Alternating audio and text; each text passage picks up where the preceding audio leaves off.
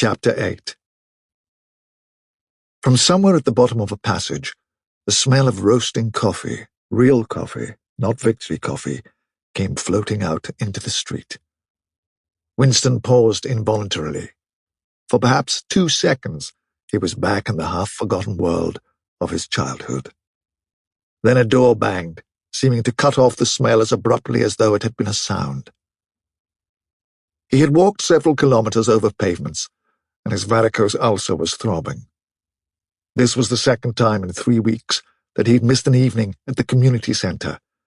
A rash act, since you could be certain that the number of your attendances at the center were carefully checked. In principle, a party member had no spare time and was never alone except in bed. It was assumed that when he was not working, eating, or sleeping, he would be taking part in some kind of communal recreation.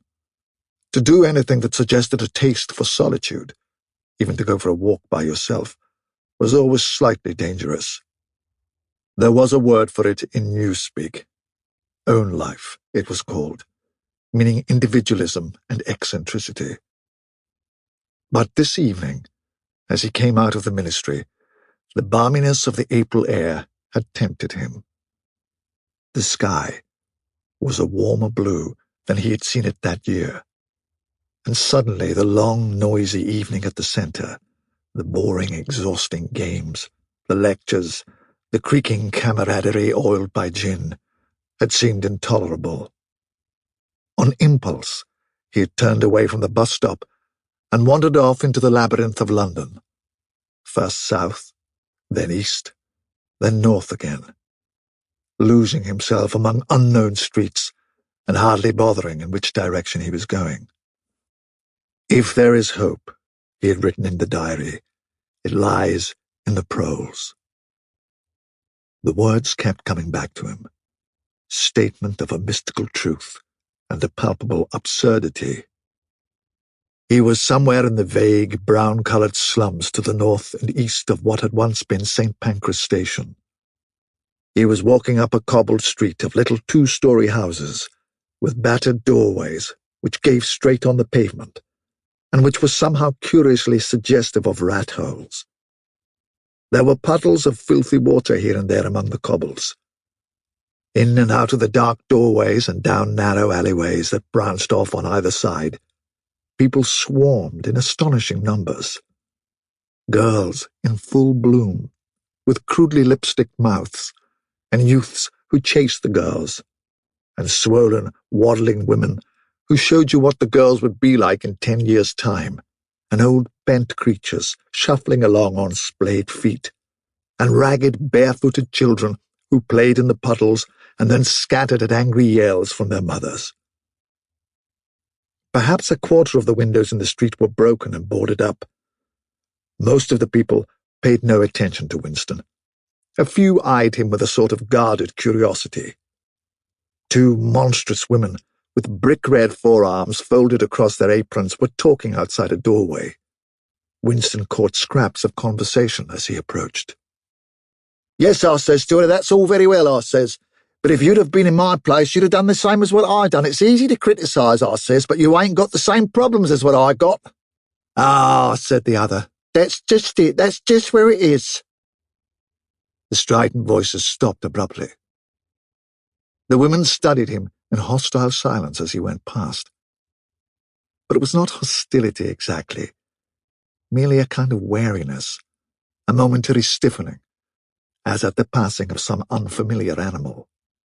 The blue overalls of the party could not be a common sight in a street like this. Indeed, it was unwise to be seen in such places unless you had definite business there. The patrols might stop you if you happened to run into them. "May I see your papers, comrade? What are you doing here? What time did you leave work? Is this your usual way home?" And so on and so forth. Not that there was any rule against walking home by an unusual route, but it was enough to draw attention to you if the thought police heard about it. Suddenly, the whole street was in commotion. There were yells of warning from all sides. People were shooting into doorways like rabbits, A young woman leapt out of a doorway a little ahead of Winston, grabbed up a tiny child playing in a puddle, whipped her apron around it, and leapt back again, all in one movement. At the same instant, a man in a concertina-like black suit, who had emerged from a side alley, ran towards Winston, pointing excitedly to the sky. "Steamer!" he yelled. "Look out, Governor! Bang overhead! Lay down, quick!" Steamer was a nickname which, for some reason, the proles applied to rocket bombs. Winston promptly flung himself on his face. The proles were nearly always right when they gave you a warning of this kind. They seemed to possess some kind of instinct which told them several seconds in advance when a rocket was coming, although the rockets supposedly travelled faster than sound. Winston clasped his forearms above his head. There was a roar that seemed to make the pavement heave. A shower of light objects pattered onto his back. When he stood up, he found that he was covered with fragments of glass from the nearest window. He walked on. The bomb had demolished a group of houses 200 meters up the street. A black plume of smoke hung in the sky, and below it a cloud of plaster dust in which a crowd was already forming round the ruins. There was a little pile of plaster lying on the pavement ahead of him, and in the middle of it he could see a bright red streak. When he got up to it, he saw that it was a human hand, severed at the wrist. Apart from the bloody stump, the hand was so completely whitened as to resemble a plaster cast. He kicked the thing into the gutter, and then, to avoid the crowd, turned down a side street to the right. Within 3 or 4 minutes, he was out of the area which the bomb had affected, and the sordid, swarming life of the streets was going on as though nothing had happened. It was nearly 20 hours, and the drinking shops which the proles frequented, pubs they called them, were choked with customers. From their grimy swing doors, endlessly opening and shutting, there came forth the smell of urine, sawdust, and sour beer. In an angle formed by a projecting house front, 3 men were standing very close together, the middle one of them holding a folded-up newspaper, which the other 2 were studying over his shoulders. Even before he was near enough to make out the expression on their faces, Winston could see absorption in every line of their bodies. It was obviously some serious piece of news that they were reading. He was a few paces away from them when suddenly the group broke up, and 2 of the men were in violent altercation. For a moment, they seemed almost on the point of blows. "Can't you bleeding well listen to what I say? I tell you, no number ending in 7 ain't won for over 14 months. Yes, it has, then. No, it has not. Back home, I've got the whole lot of them for over 2 years wrote down on a piece of paper. I takes them down regular as the clock, and I'll tell you, no number ending in 7. Yes, the 7 has one. I would pretty near tell you the bleeding number. 407 it ended in. It were in February, 2nd week in February. February, your grandmother. I got it all down in black and white. I'll tell you no number. Oh, pack it in, said the 3rd man. They were talking about the lottery. Winston looked back when he had gone 30 meters. They were still arguing with vivid, passionate faces. The lottery, with its weekly payout of enormous prizes, was the one public event to which the proles paid serious attention. It was probable that there were some millions of proles for whom the lottery was the principal, if not the only reason for remaining alive. It was their delight, their folly, their anodyne, their intellectual stimulant. Where the lottery was concerned, even people who could barely read and write seemed capable of intricate calculations and staggering feats of memory. There was a whole tribe of men who made a living simply by selling systems, forecasts, and lucky amulets. Winston had nothing to do with the running of the lottery, which was managed by the Ministry of Plenty, but he was aware, indeed everyone in the party was aware, that the prizes were largely imaginary. Only small sums were actually paid out, the winners of the big prizes being non-existent persons. In the absence of any real intercommunication between one part of Oceania and another, this was not difficult to arrange. But if there was hope, it lay in the proles. You had to cling on to that. When you put it in words, it sounded reasonable. It was when you looked at the human beings passing you on the pavement that it became an act of faith. The street into which he had turned ran downhill. He had a feeling that he had been in this neighborhood before, and that there was a main thoroughfare not far away. From somewhere ahead there came a din of shouting voices. The street took a sharp turn, and then ended in a flight of steps which led down into a sunken alley where a few stall-keepers were selling tired-looking vegetables. At this moment, Winston remembered where he was. The alley led out into the main street, and down the next turning, not 5 minutes away, was the junk shop where he had bought the blank book which was now his diary. And in a small stationer's shop not far away, he had bought his pen-holder and his bottle of ink. He paused for a moment at the top of the steps. On the opposite side of the alley, there was a dingy little pub, whose windows appeared to be frosted over, but in reality were merely coated with dust. A very old man, bent but active, with white moustaches that bristled forward like those of a prawn, pushed open the swing door and went in. As Winston stood watching, it occurred to him that the old man, who must be 80 at the least, had already been middle-aged when the revolution happened. He and a few others like him were the last links that now existed with the vanished world of capitalism. In the party itself, there were not many people left whose ideas had been formed before the revolution. The older generation had mostly been wiped out in the great purges of the 50s and 60s, and the few who survived had long ago been terrified into complete intellectual surrender. If there was anyone still alive who could give you a truthful account of conditions in the early part of the century, it could only be a prole. Suddenly, the passage from the history book that he had copied into his diary came back into Winston's mind, and a lunatic impulse took hold of him. He would go into the pub. He would scrape acquaintance with that old man and question him. He would say to him, "Tell me about your life when you were a boy. What was it like in those days? Were things better than they are now, or were they worse?" Hurriedly, lest he should have time to become frightened, he descended the steps and crossed the narrow street. It was madness, of course. As usual, there was no definite rule against talking to proles and frequenting their pubs, but it was far too unusual an action to pass unnoticed. If the patrols appeared, he might plead an attack of faintness, but it was not likely that they would believe him. He pushed open the door, and a hideous cheesy smell of sour beer hit him in the face. As he entered, the din of voices dropped to about half its volume. Behind his back, he could feel everyone eyeing his blue overalls.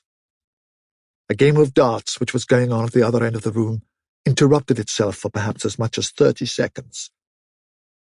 The old man, whom he had followed, was standing at the bar, having some kind of altercation with the barman, a large, stout, hook-nosed young man with enormous forearms. A knot of others, standing round with glasses in their hands, were watching the scene. "I asked you civil enough, didn't I?" said the old man, straightening his shoulders pugnaciously. "You telling me you ain't got a pint mug in the old bleeding boozer?" "And what the hell's name is a pint?" said the barman, leaning forward with the tips of his fingers on the counter. "Look at him! Calls himself a barman, and don't know what a pint is. Why, a pint's the half of a quart, and there's 4 quarts to the gallon. Have to teach you the ABC next." "Never heard of them," said the barman shortly. "Litre and half-litre, that's all we serve. There's the glasses on the shelf in front of you." "I likes a pint," persisted the old man. "You could have drawed me off a pint easy enough. We didn't have these bleeding litres when I was a young man." "When you were a young man, we were all living in the treetops," said the barman, with a glance at the other customers. There was a shout of laughter, and the uneasiness caused by Winston's entry seemed to disappear. The old man's white, stubbled face had flushed pink. He turned away, muttering to himself, and bumped into Winston. Winston caught him gently by the arm. "May I offer you a drink?" he said. "You're a gent," said the other, straightening his shoulders again. He appeared not to have noticed Winston's blue overalls. "Pint," he added aggressively to the barman. "Pint of wallop." The barman swished 2 half-litres of dark brown beer into thick glasses, which he had rinsed in a bucket under the counter. Beer was the only drink you could get in prole pubs. The proles were supposed not to drink gin, though in practice they could get hold of it easily enough. The game of darts was in full swing again, and the knot of men at the bar had begun talking about lottery tickets. Winston's presence was forgotten for a moment. There was a deal table under the window where he and the old man could talk without fear of being overheard. It was horribly dangerous, but at any rate there was no telescreen in the room, a point he had made sure of as soon as he came in. "He could have drawed me off a pint," grumbled the old man as he settled down behind his glass. "Half-litre ain't enough, it don't satisfy, and a whole litre's too much, starts my bladder running, let alone the price." "You must have seen great changes since you were a young man," said Winston tentatively. The old man's pale blue eyes moved from the darts board to the bar, and from the bar to the door of the gents, as though it were in the bar-room that he expected the changes to have occurred. "The beer was better," he said finally, "and cheaper. When I was a young man, mild beer, wallop we used to call it, was for 4p a pint. That was before the war, of course." "Which war was that?" said Winston. "All wars," said the old man vaguely. He took up his glass, and his shoulders straightened again. "Here's wishing you the very best of health." In his lean throat, the sharp-pointed Adam's apple made a surprisingly rapid up-and-down movement, and the beer vanished. Winston went to the bar and came back with 2 more half-litres. The old man appeared to have forgotten his prejudice against drinking a full litre. "You are very much older than I am," said Winston. "You must have been a grown man before I was born. You can remember what it was like in the old days, before the Revolution. People of my age don't really know anything about those times. We can only read about them in books, and what it says in the books may not be true. I should like your opinion on that. The history books say that life before the Revolution was completely different from what it is now. There was the most terrible oppression, injustice, poverty, worse than anything we can imagine. Here in London, the great mass of the people never had enough to eat from birth to death. Half of them hadn't even boots on their feet. They worked 12 hours a day. They left school at 9. They slept 10 in a room. And at the same time, there were a very few people, only a few thousands, the capitalists they were called, who were rich and powerful. They owned everything that there was to own. They lived in great, gorgeous houses with 30 servants. They rode about in motor cars and 4-horse carriages. They drank champagne. They wore top hats. The old man brightened suddenly. "Top hats," he said. "Funny you should mention them. The same thing came into my head only yesterday. I don't know why. I was just thinking, I ain't seen a top hat in years. Gone right out, they have. The last time I wore one was at my sister-in-law's funeral. And that was, well, I couldn't give you the date. It must have been 50 years ago. Of course, it was only hired for the occasion, you understand." "It isn't very important about the top hats," said Winston patiently. "The point is, these capitalists, they and a few lawyers and priests and so forth who lived on them, were the lords of the earth. Everything existed for their benefit. You, the ordinary people, the workers, were their slaves. They could do what they liked with you. They could ship you off to Canada like cattle. They could sleep with your daughters if they chose. They could order you to be flogged with something called a cat-o'-nine-tails. You had to take your cap off when you passed them. Every capitalist went about with a gang of lackeys who—" The old man brightened again. "Lackeys," he said. "Now there's a word I ain't heard since ever so long. Lackeys. That regular takes me back, that does. I recollect, donkeys years ago, I used to sometimes go to Hyde Park of a Sunday afternoon to hear the blokes making speeches. Salvation Army, Roman Catholics, Jews, Indians, all sorts there was. And there was one bloke, well, I couldn't give you his name, but a real powerful speaker he was. He didn't half give it 'em. Lackeys, he says. Lackeys of the bourgeoisie, flunkies of the ruling class. Parasites, that was another of 'em. And hyenas. He definitely called 'em hyenas. Of course, he was referring to the Labour Party, you understand." Winston had the feeling that they were talking at cross purposes. "What I really wanted to know was this," he said. "Do you feel that you have more freedom now than you had in those days? Are you treated more like a human being? In the old days, the rich people, the people at the top—" "The House of Lords," put in the old man reminiscently. "The House of Lords, if you like. What I'm asking is, were these people able to treat you as an inferior simply because they were rich and you were poor? Is it a fact, for instance, that you had to call them sir and take off your cap when you passed them?" The old man appeared to think deeply. He drank off about a quarter of his beer before answering. "Yes," he said. "They liked you to touch your cap to 'em. It showed respect, like. I didn't agree with it myself, but I'd done it often enough. Had to, as you might say." "And was it usual, I'm only quoting what I've read in history books, was it usual for these people and their servants to push you off the pavement into the gutter?" "One of 'em pushed me once," said the old man.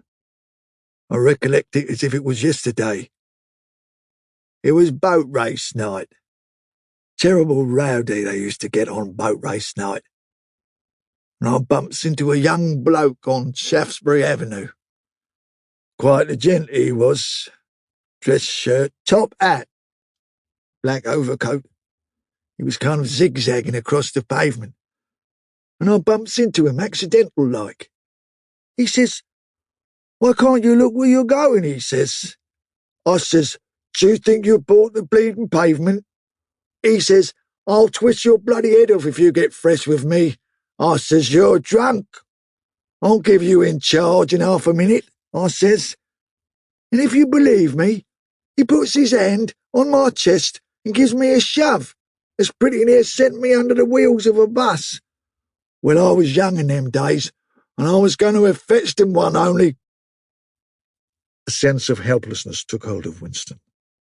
The old man's memory was nothing but a rubbish heap of details. One could question him all day without getting any real information. The party histories might still be true after a fashion. They might even be completely true. He made a last attempt. "Perhaps I have not made myself clear," he said. "What I'm trying to say is this. You have been alive a very long time. You lived half your life before the revolution. In 1925, for instance, you were already grown up. Would you say, from what you can remember, that life in 1925 was better than it is now, or worse?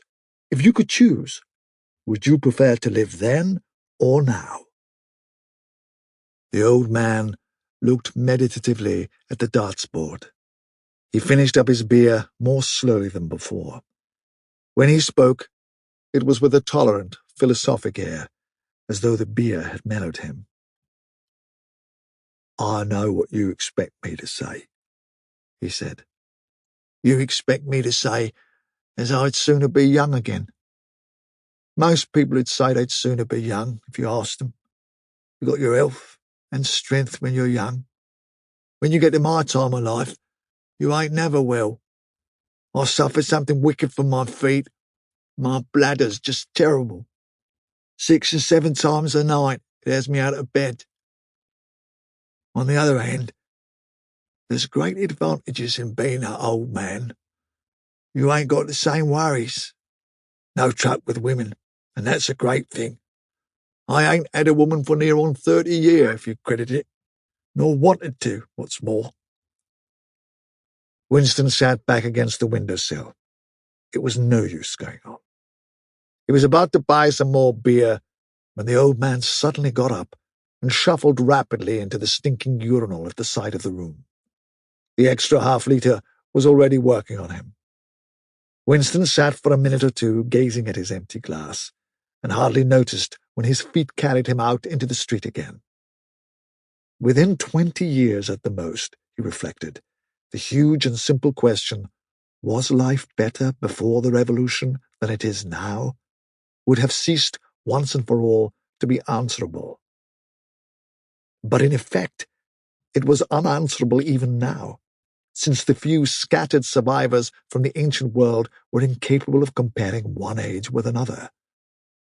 They remembered a million useless things, a quarrel with a workmate, a hunt for a lost bicycle pump, the expression on a long-dead sister's face, the swirls of dust on a windy morning 70 years ago, but all the relevant facts were outside the range of their vision.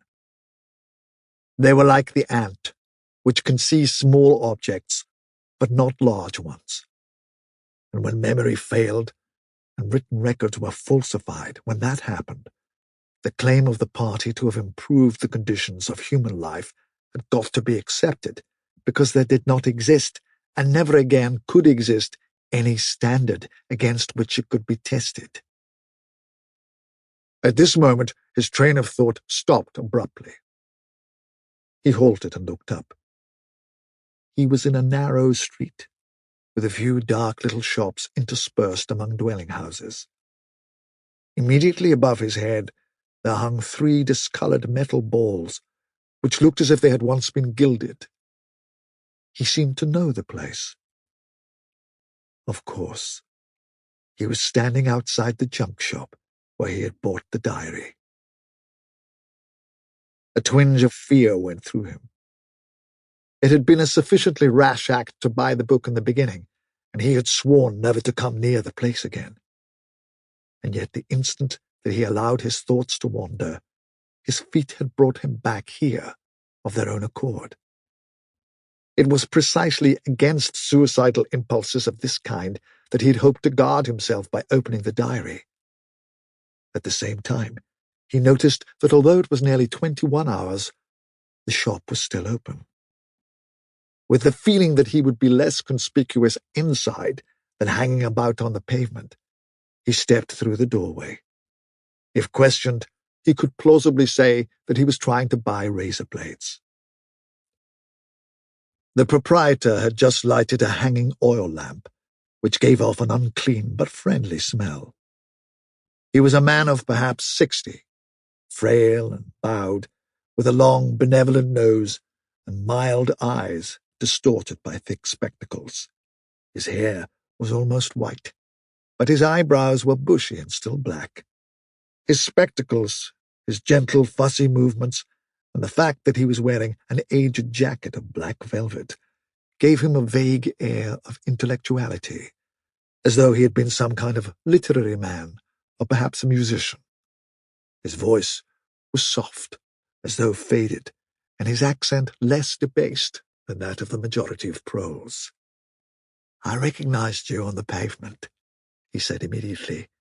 "You're the gentleman that bought the young lady's keepsake album.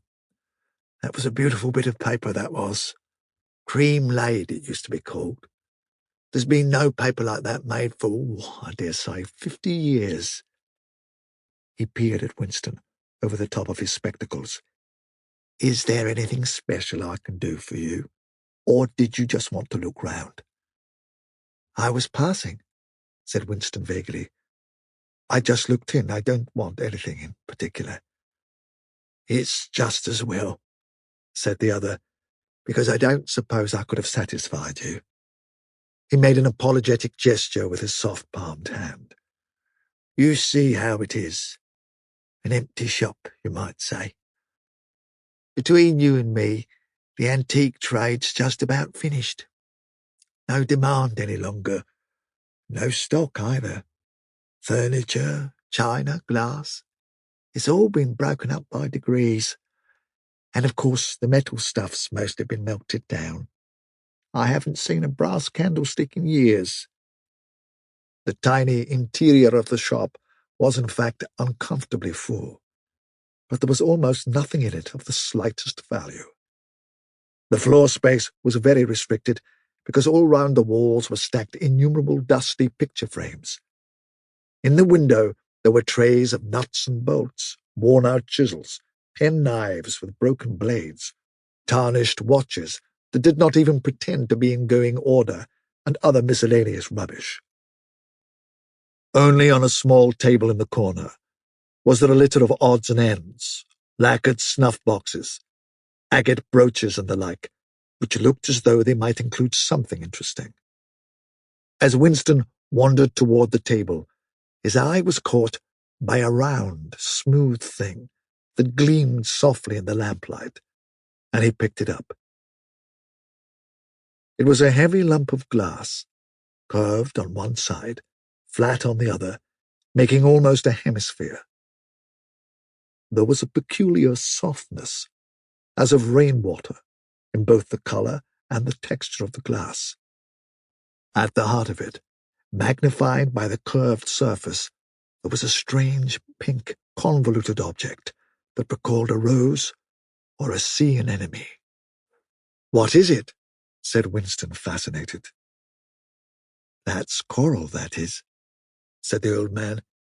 "It must have come from the Indian Ocean. They used to kind of embed it in the glass. That wasn't made less than 100 years ago. More, by the look of it." "It's a beautiful thing," said Winston. "It is a beautiful thing," said the other, appreciatively. "But there's not many that'd say so nowadays." He coughed.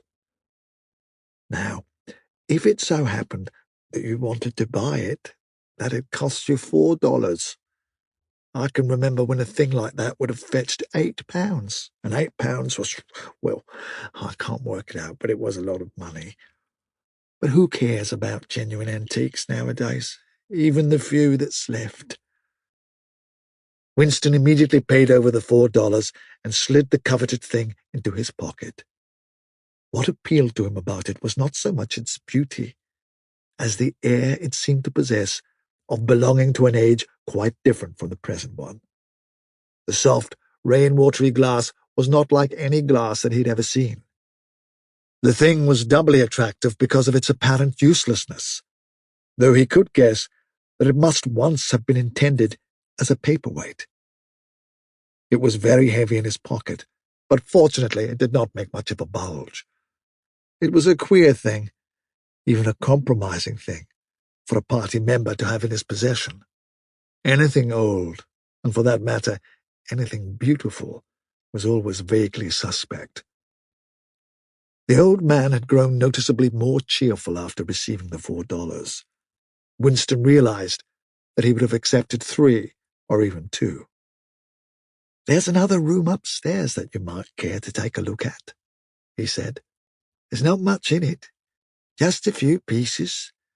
We'll do with the light if we're going upstairs."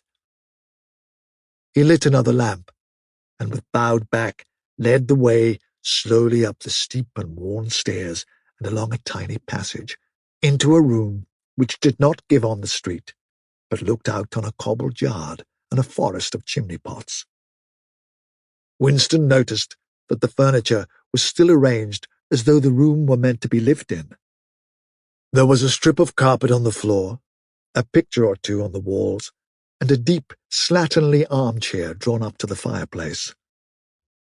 An old-fashioned glass clock with a 12-hour face was ticking away on the mantelpiece. Under the window, and occupying nearly a quarter of the room, was an enormous bed with the mattress still on it. "We lived here till my wife died," said the old man, half apologetically. "I'm selling the furniture off by little and little. Now, that's a beautiful mahogany bed, or at least it would be you could get the bugs out of it, but I dare say you'd find it a little bit cumbersome." He was holding the lamp high up so as to illuminate the whole room, and in the warm, dim light, the place looked curiously inviting. The thought flitted through Winston's mind that it would probably be quite easy to rent the room for a few dollars a week, if he dared to take the risk. It was a wild, impossible notion, to be abandoned as soon as thought of, but the room had awakened in him a sort of nostalgia, a sort of ancestral memory. It seemed to him that he knew exactly what it felt like to sit in a room like this, in an armchair, beside an open fire, with your feet in the fender and a kettle on the hob, utterly alone, utterly secure, with nobody watching you, no voice pursuing you, no sound except the singing of the kettle and the friendly ticking of the clock. "There's no telescreen," he could not help murmuring. "Ah," said the old man, "I never had one of those things. Too expensive, and I never seemed to feel the need of it somehow. Now that's a nice gate-leg table in the corner there, though of course you'd have to put new hinges on it if you wanted to use the flaps." There was a small bookcase in the other corner, and Winston had already gravitated towards it. It contained nothing but rubbish.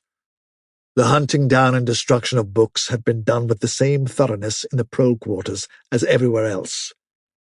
It was very unlikely that there existed anywhere in Oceania a copy of a book printed earlier than 1960. The old man, still carrying the lamp, was standing in front of a picture in a rosewood frame which hung on the other side of the fireplace, opposite the bed. "Now, if you happen to be interested in old prints at all," he began delicately. Winston came across to examine the picture. It was a steel engraving of an oval building with rectangular windows and a small tower in front. There was a railing running round the building, and at the rear end there was what appeared to be a statue. Winston gazed at it for some moments. It seemed vaguely familiar, though he did not remember the statue. "The frame's fixed to the wall," said the old man, "but I could unscrew it for you, I dare say." "I know that building," said Winston finally.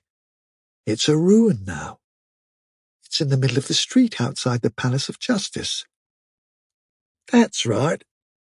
Outside the law courts. It was bombed in many years ago. It was a church at one time. St. Clement's Dane, its name was." He smiled apologetically, as though conscious of saying something slightly ridiculous, and added, "Oranges and lemons, say the bells of St. Clement's." "What's that?" said Winston. "Oh, oranges and lemons, say the bells of St. Clement's. That was a rhyme we had when I was a little boy. How it goes, I don't remember. But I do know it ended up, 'Here comes a candle to light you to bed. Here comes a chopper to chop off your head.' It was a kind of a dance. They held out their arms for you to pass under, and when they came to 'Here comes a chopper to chop off your head,' they brought their arms down and caught you. It was just names of churches. All the London churches were in it. All the principal ones, that is." Winston wondered vaguely to what century the church belonged. It was always difficult to determine the age of a London building. Anything large and impressive, if it was reasonably new in appearance, was automatically claimed as having been built since the Revolution, while anything that was obviously of earlier date was ascribed to some dim period called the Middle Ages. The centuries of capitalism were held to have produced nothing of any value. One could not learn history from architecture any more than one could learn it from books. Statues, inscriptions, memorial stones, the names of streets, anything that might throw light upon the past, had been systematically altered. "I never knew it had been a church," he said. "There's a lot of them left, really," said the old man, "though they've been put to other uses. Now, how did that rhyme go? I've got it. Oranges and lemons, say the bells of St. Clement's. You owe me 3 farthings, say the bells of St. Martin's. There, now, that's as far as I can get. A farthing, that was a small copper coin. Looked something like a cent." "Where was St. Martin's?" said Winston. "St. Martin's? That's still standing. It's in Victory Square, alongside the picture gallery. Building with a kind of triangular porch and pillars in front, and a big flight of steps." Winston knew the place well. It was a museum, used for propaganda displays of various kinds, scale models of rocket bombs and floating fortresses, waxwork tableaux illustrating enemy atrocities and the like. "St. Martin's in the Fields, it used to be called," supplemented the old man, "though I don't recollect any fields anywhere in those parts." Winston did not buy the picture. It would have been an even more incongruous possession than the glass paperweight, and impossible to carry home, unless it were taken out of its frame. But he lingered for some minutes more, talking to the old man, whose name he discovered was not Weeks, as one might have gathered from the inscription over the shop front, but Charrington. Mr. Charrington, it seemed, was a widower aged 63, and had inhabited the shop for 30 years. Throughout that time he had been intending to alter the name over the window, but had never quite got to the point of doing it. All the while that they were talking, the half-remembered rhyme kept running through Winston's head. "Oranges and lemons, say the bells of St. Clement's. You owe me 3 farthings, say the bells of St. Martin's." It was curious, but when you said it to yourself, you had the illusion of actually hearing bells. The bells of a lost London that still existed somewhere or other, disguised and forgotten. From one ghostly steeple after another, he seemed to hear them pealing forth. Yet, so far as he could remember, he had never, in real life, heard church bells ringing. He got away from Mr. Charrington and went down the stairs alone, so as not to let the old man see him reconnoitering the street before stepping out of the door. He had already made up his mind that after a suitable interval, a month, say, he would take the risk of visiting the shop again. It was perhaps not more dangerous than shirking an evening at the centre. The serious piece of folly had been to come back here in the first place, after buying the diary, and without knowing whether the proprietor of the shop could be trusted. However, yes, he thought again, he would come back. He would buy further scraps of beautiful rubbish. He would buy the engraving of St. Clement's Dane, take it out of its frame, and carry it home concealed under the jacket of his overalls. He would drag the rest of that poem out of Mr. Charrington's memory. Even the lunatic project of renting the room upstairs flashed momentarily through his mind again. For perhaps 5 seconds, exultation made him careless, and he stepped out onto the pavement without so much as a preliminary glance through the window. He had even started humming to an improvised tune. "Oranges and lemons, say the bells of St. Clement's. You owe me 3 farthings, say the—" Suddenly, his heart seemed to turn to ice and his bowels to water. A figure in blue overalls was coming down the pavement, not 10 meters away. It was the girl from the fiction department, the girl with dark hair. The light was failing, but there was no difficulty in recognizing her. She looked him straight in the face, then walked quickly on, as though she had not seen him.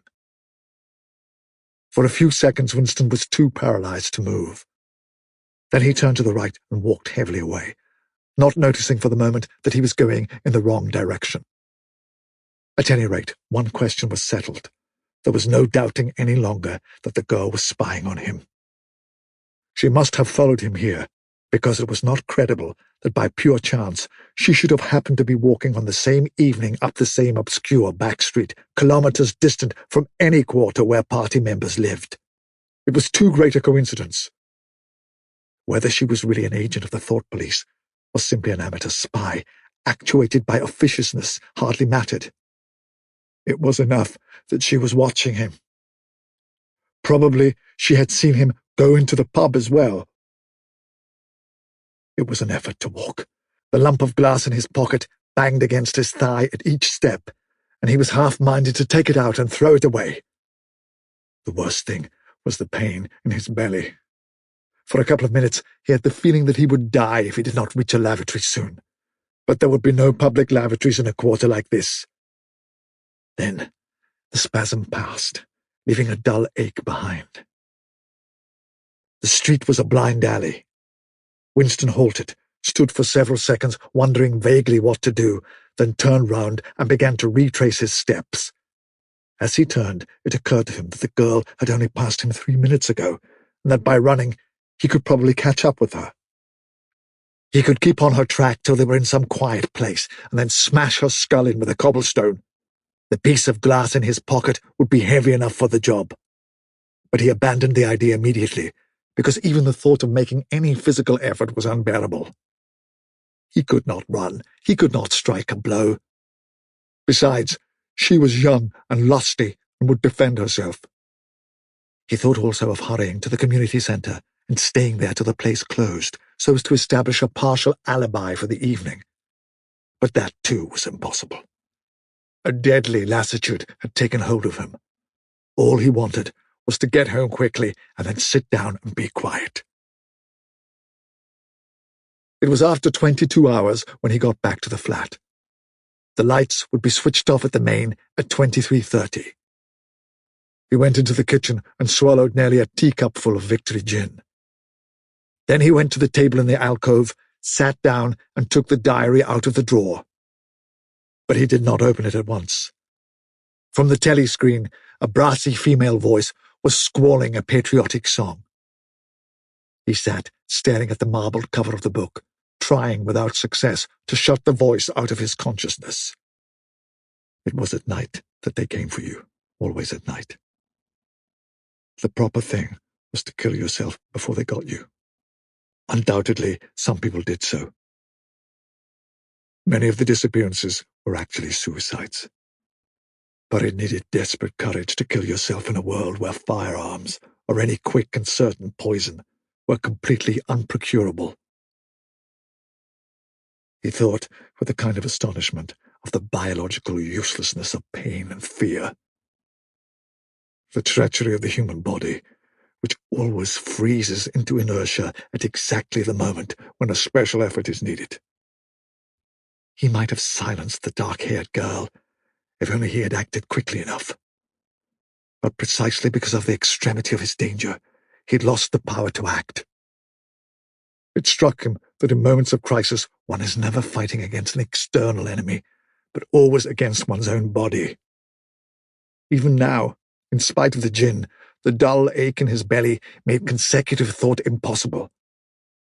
And it is the same, he perceived, in all seemingly heroic or tragic situations. On the battlefield, in the torture chamber, on a sinking ship, the issues that you are fighting for are always forgotten because the body swells up until it fills the universe.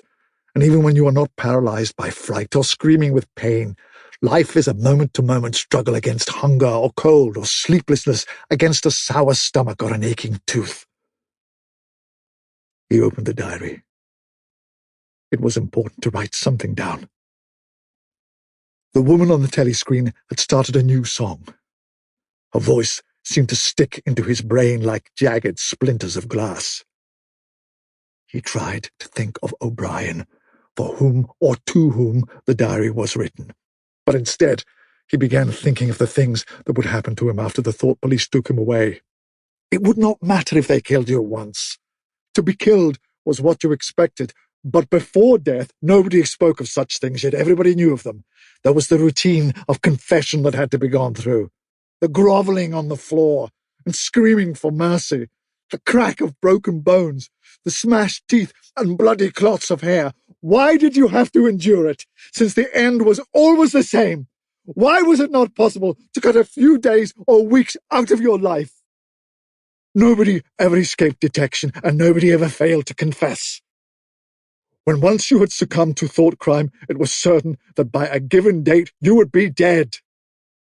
Why then did that horror, which altered nothing, have to lie embedded in future time? He tried, with a little more success than before, to summon up the image of O'Brien. "We shall meet in the place where there is no darkness," O'Brien had said to him. He knew what it meant, or thought he knew. The place where there is no darkness was the imagined future, which one could never see, but which, by foreknowledge, one could mystically share in. But with the voice from the telescreen nagging at his ears, he could not follow the train of thought further. He put a cigarette in his mouth. Half the tobacco promptly fell out onto his tongue, a bitter dust which was difficult to spit out again. The face of Big Brother swam into his mind, displacing that of O'Brien. Just as he had done a few days earlier, he slid a coin out of his pocket and looked at it. The face gazed up at him, heavy, calm, protecting. But what kind of smile was hidden beneath the dark moustache? Like a leaden knell, the words came back to him. War is peace. Freedom is slavery. Ignorance is strength.